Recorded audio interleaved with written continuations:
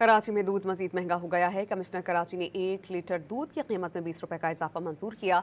इजाफे के बाद दूध की नई कीमत 240 रुपए फी किलो हो गई है। शहरियों ने इस इजाफे को शदीद तनकीद का निशाना बनाया है। कराची में दूध मजीद महंगा हो गया है। कमिश्नर कराची ने 1 लीटर दूध की कीमत में 20 रुपए का इजाफा मंजूर किया।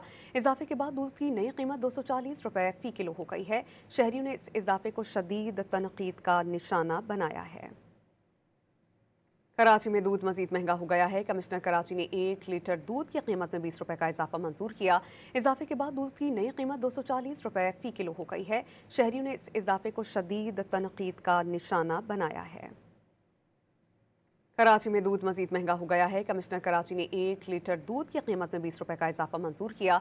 इजाफे के बाद दूध की नई कीमत 240 रुपए फी किलो हो गई है। शहरियों ने इस इजाफे को शदीद तनकीद का निशाना बनाया है।